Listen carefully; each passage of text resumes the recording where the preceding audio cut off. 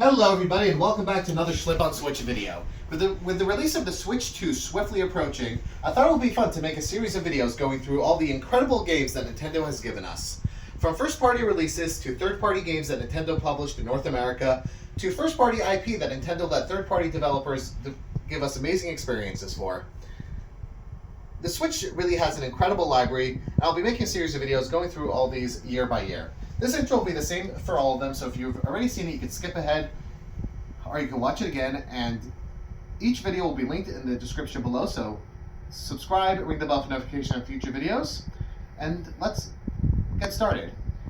I will be focusing only on the games, steelbooks, and the collector editions. While I do have a lot of amazing merchandise from a lot of incredible sources, I'll be only focusing on said products. So let's get started. Hello everybody and welcome back. And today we're going to go through all the Nintendo first-party releases from the year of 2022. This year had some amazing releases, some of my favorite games from the Switch lifespan, and I'm really excited to talk about all of them. So let's get started with the first game on January 28th. We got the incredible Pokemon Legends Arceus. Now, I was really excited when this game got announced. It looked really cool, and I had a blast playing this. But before I talk about that, I would also like to show off. Hold on. We got two steelbooks for this release. So the first one is the European steelbook, which came, with some artwork on both sides. And that's why I have a European copy. There was also a Korean steelbook, which had the same artwork that was wrapped around on this, just the same artwork on one side of this. And here is the artwork for the other side. It's a really nice steelbooks for this game. So Pokemon Legends Arceus is a very different Pokemon game than we've got until now. Where here it's really kind of an open world style where you see all the Pokemon on the map and you throw Pokeballs and catch them and explore a lot and just go around. And I had so much fun playing this. It was just a joy seeing all the Pokemon running around, hiding. I had so much fun, and the visuals were really good for this game. Obviously Pokemon's going to go for its own distinct art style, but I loved it, and I could not put this game down until one day I was in the middle of fighting one of the legendaries, or the first time you fight one of the legendaries for this game. And there was a Nintendo Direct, and I paused for the Nintendo Direct, and then when I picked up my Switch, I was playing a different game.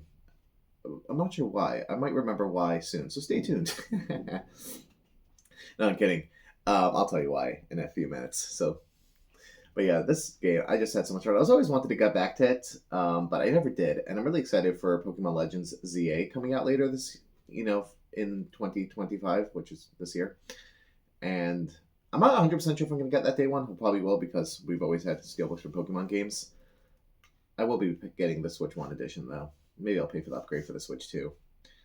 But I want my physicals on the Switch 1 edition. Anyways, we're talking about this game now. It was so much fun. I had a blast. Really good. And I love the style. I want to play this again, actually, now that I'm thinking about it. So yeah, Pokemon Legends Arceus. If you played this game, let me know in the comments what you think about it. And let's discuss it. All right, and for our next game of 2022, on March 4th, we got Triangle Strategy. This is yet another Square Enix game that originally was a Switch exclusive and then later got ported to other systems. But Nintendo did publish this game in North America, and this is actually a European copy, so a year in Europe as well.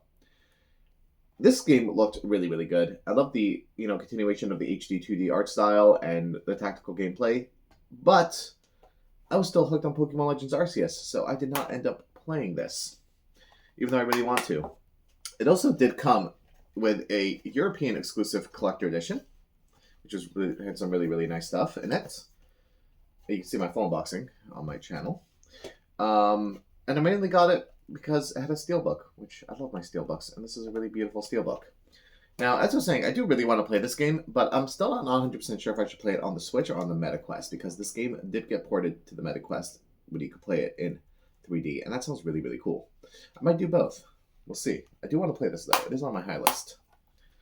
Next up on March 25th, we got the incredible Kirby and the Forgotten Land. This game, bringing Kirby into 3D, was beautiful, incredible, and just so much fun.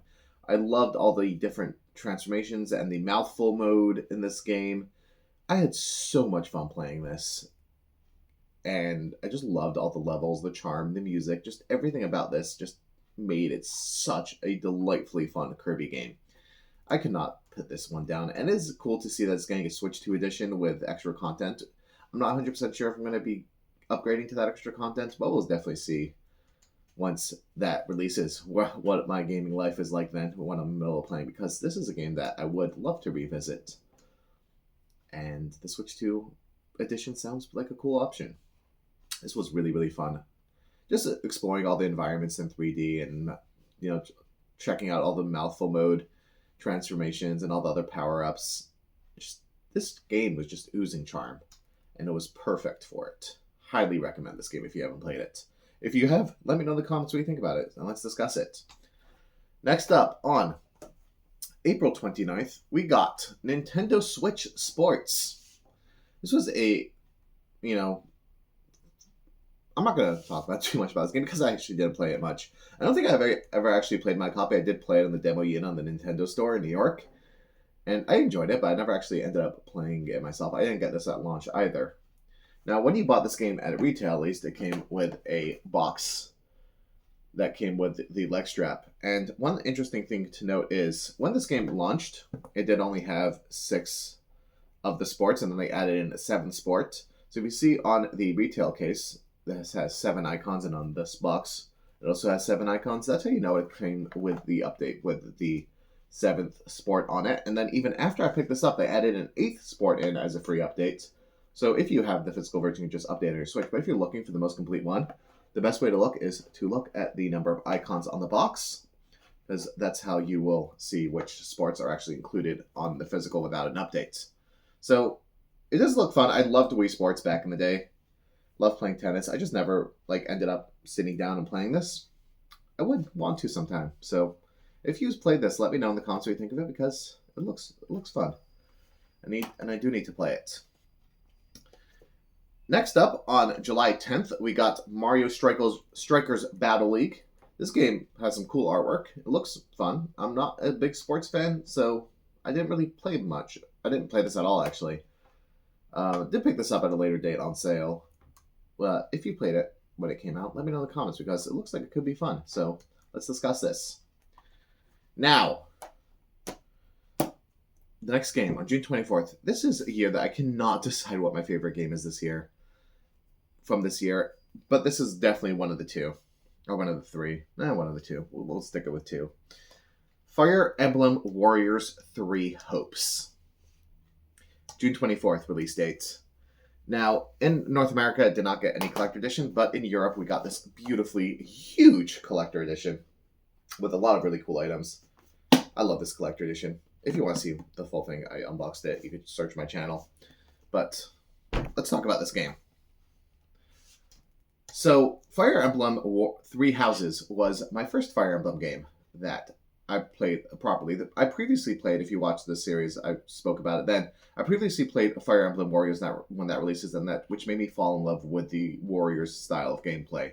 And then when I played Fire Emblem 3 Houses, I fell absolutely in love with the strategy gameplay and the universe and the characters.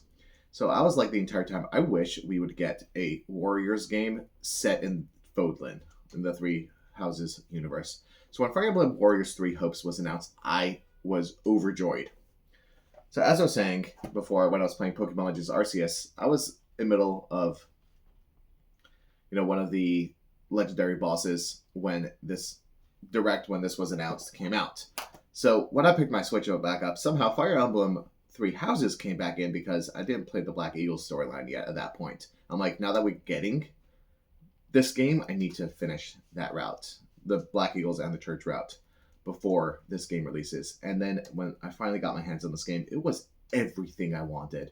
But the new character, Shez, was just so much fun. I love Shez as a main character. Obviously, I used male Shez because that's just the way I'm going to do things.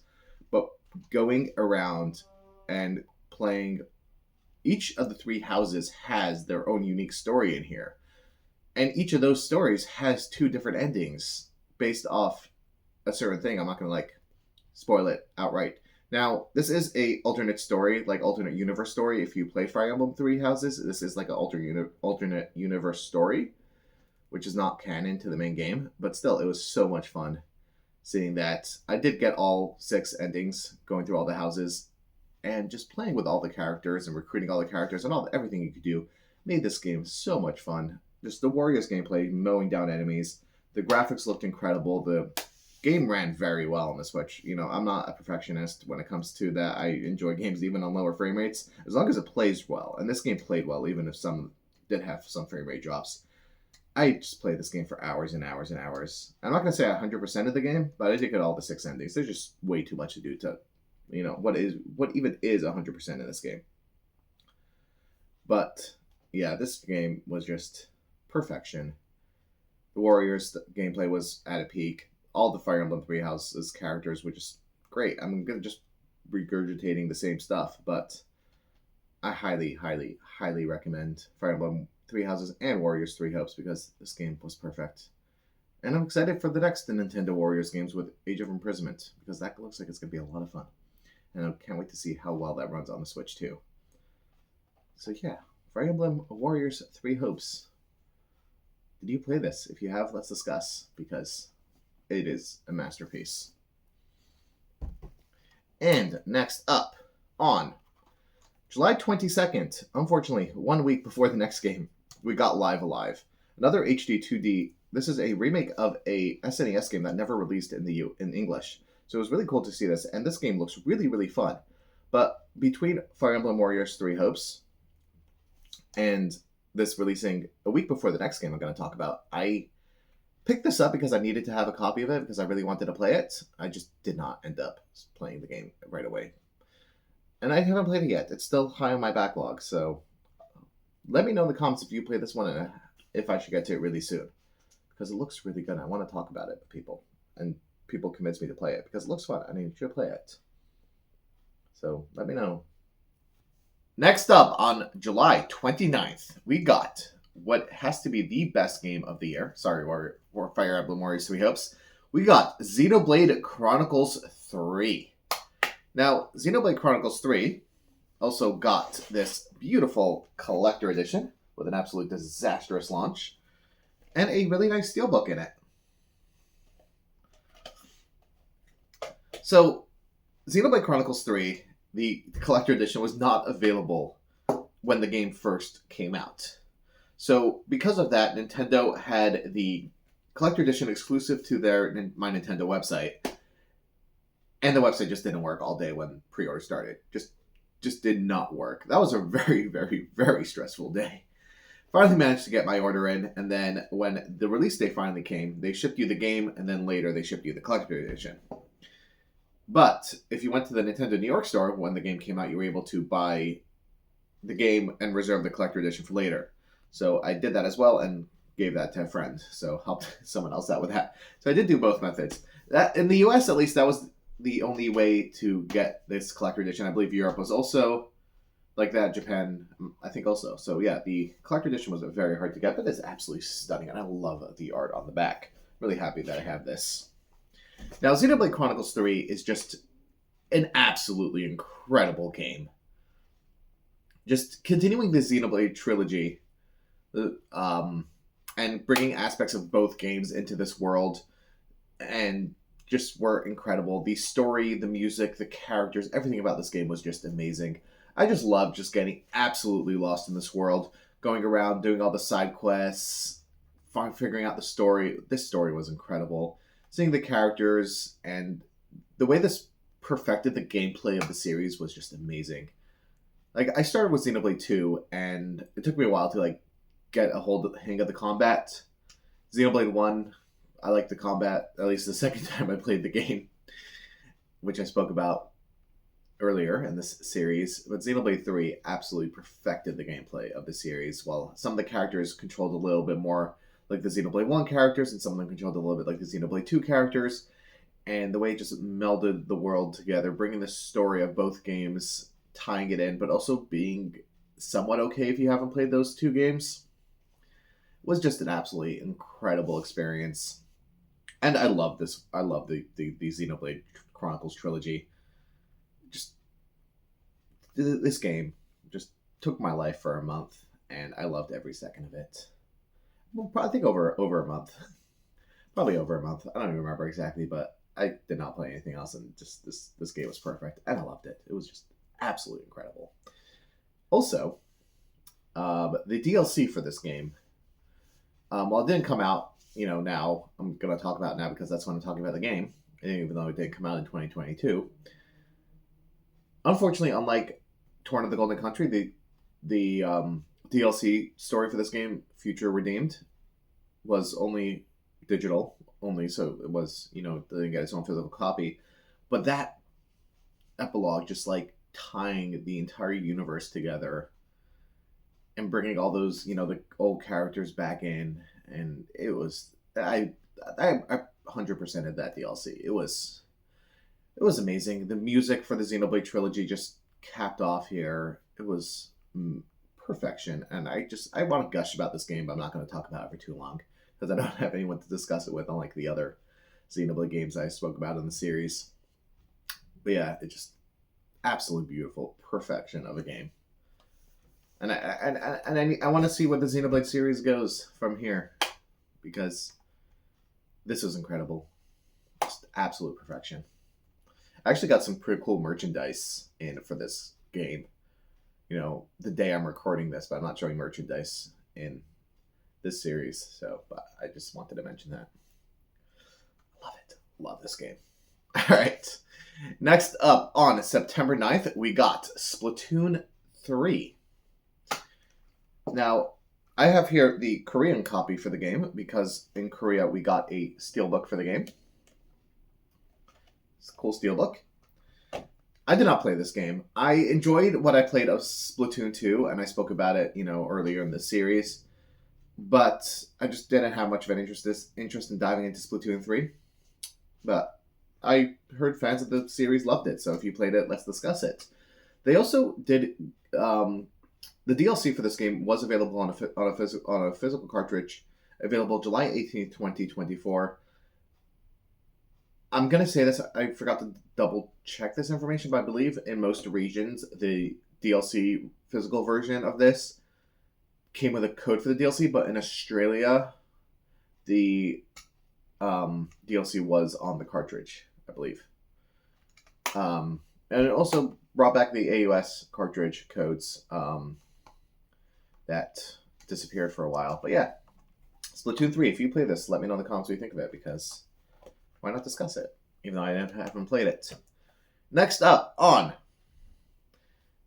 September 30th, 2020, we got the worldwide physical release for Bayonetta. Now, the first Bayonetta game came out digitally on the Switch February 17th, 2018, when Bayonetta 2 released. The only deviation to that was if you got the Japanese collector edition for Bayonetta 2, the Bayonetta Climax edition, you got a physical copy of Bayonetta 1 and a physical copy of Bayonetta 2. Otherwise, Bayonetta 2 was digital only in all other regions. But on September 30th of 2022, we finally got a standalone retail release for the game worldwide. It's pretty awesome, and while I discussed Xenoblade, I keep on saying Xenoblade. While I discussed Bayonetta 2 back in 2018's video, I didn't discuss Bayonetta 1, and this is where I'm actually going to speak about the series more, because I did play all three games in the main series on the Switch. I did play this back in 2018 before I played Bayonetta 2, and I really, really enjoyed the game. I'm not so much of a action, combat game like this style, but I did go through the game on easy mode, enjoyed the story. The graphics were cool.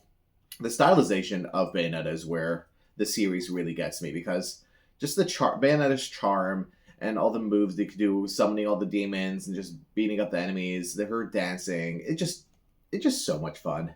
I really like the story of this as well, and I just had a blast playing through this game and the sequel back in 2018.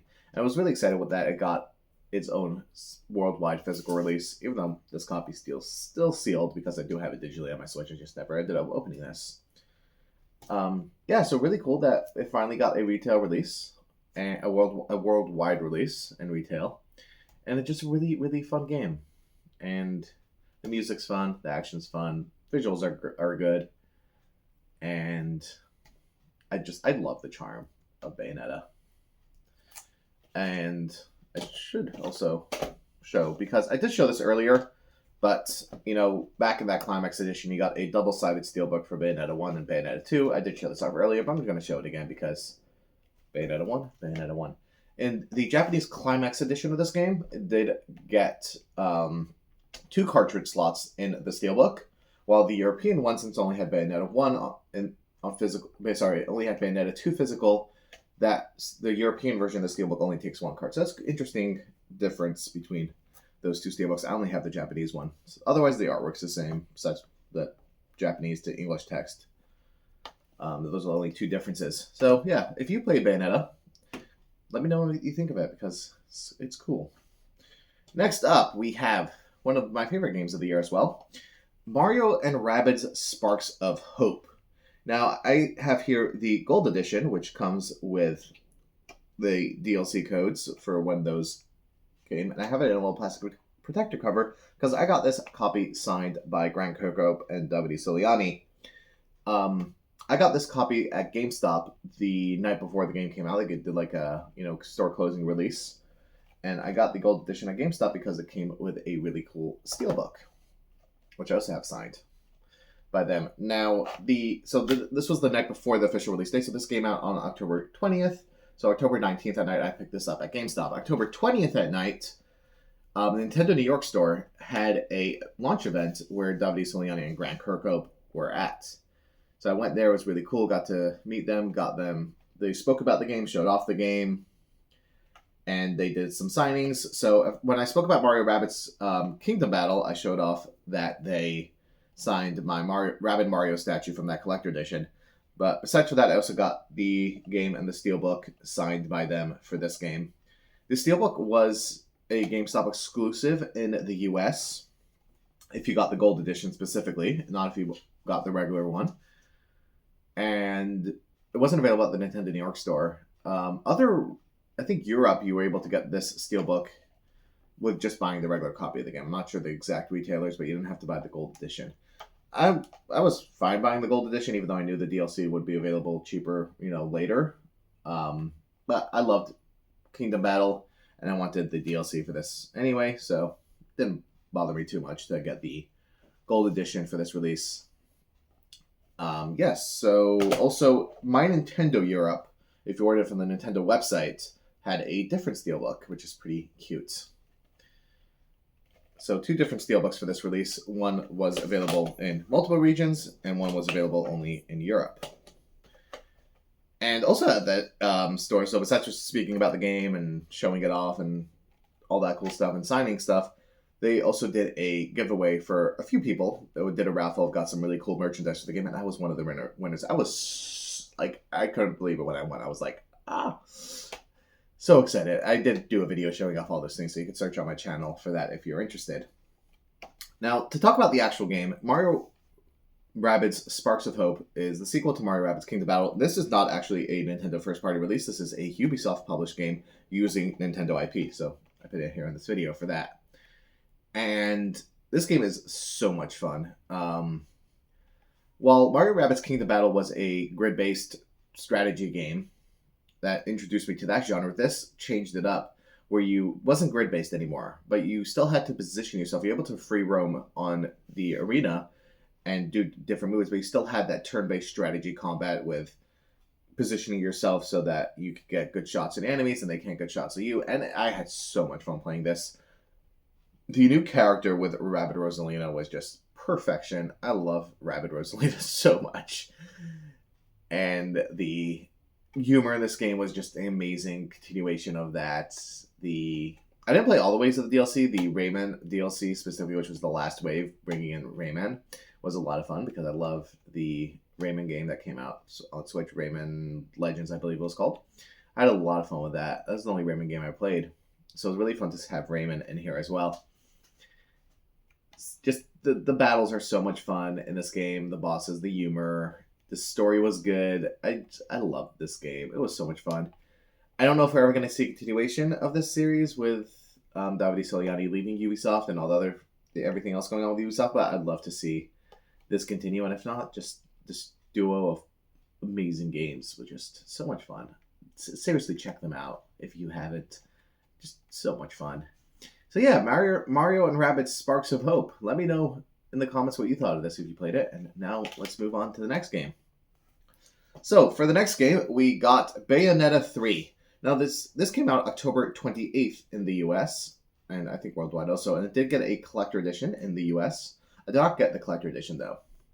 Now in Germany and other European places, it did. I have a German copy here. It did come with a steelbook. Now you didn't have to get the collector edition. It's just like a purchase bonus, pre-order bonus.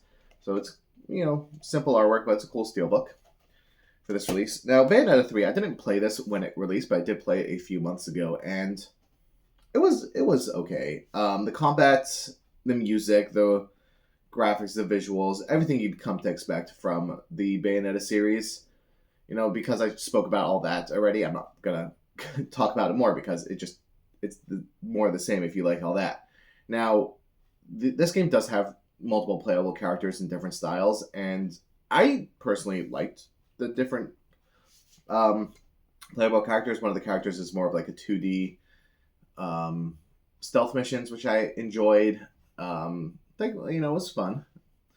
I didn't like the story though. Like ultimately, like a bad story could ruin a game for me more than gameplay. I like stories, and the story here did not do it for me. But I enjoyed playing it. I'm not gonna lie, like it was fun. I had fun. Just not. I'm not gonna think of this as fondly as Bayonetta 1 or 2, but it was good. Now, for the last games of the year, we got Pokemon Scarlet and Pokemon Violet on November 18th. Later on November 3rd of 2023, these did get a new physical release with the DLC on the cartridge. Now, I have 2 copies of the game here, and I have a little interesting story about each of these. But 7 steelbooks. Why do I have 7 steelbooks? I don't know, but 7 steelbooks. So, in Europe, if you bought the games, you got a nice little double pack, which came in this box. You're also able to get the double pack elsewhere, but the European one specifically came with this really nice gold steelbook showing off our 2 legendaries. And there were single steelbooks for the games as well. I sold the copies that came in this, though.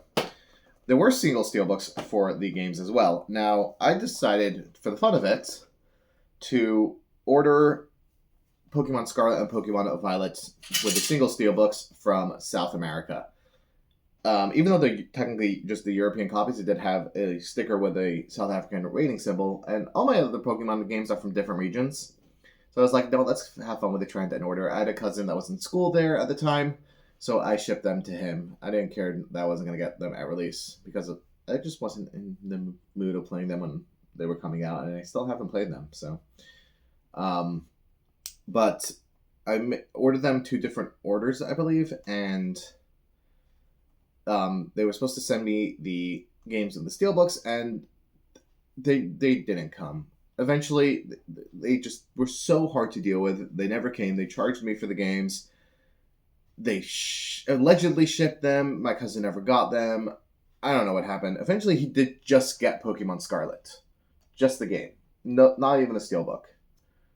Just the game for Pokemon Scarlet. And he got that. A little bit later, after that came out, I was in Israel. I stopped by the Nintendo Israel store. And I asked them if they had any of the steelbooks because sometimes they have the European bonuses. And the guy I was speaking to there said he did, but I have to buy the game to get the steelbook. I'm like, I already have Pokemon Scarlet. I'm like, if I buy Pokemon Violet... Sorry, I'm getting my timeline mixed up. Sorry. Before that, a friend of mine got the Pokemon Violet steelbook for me. So I did get my hands on that. Pokemon Violet Steelbook. So I was at the Nintendo Israel store, and I'm like, I already had Scarlet. I'm like, if I buy Scarlet, can you give me... Sorry, if I buy Violet, can you give me the Scarlet Steelbook?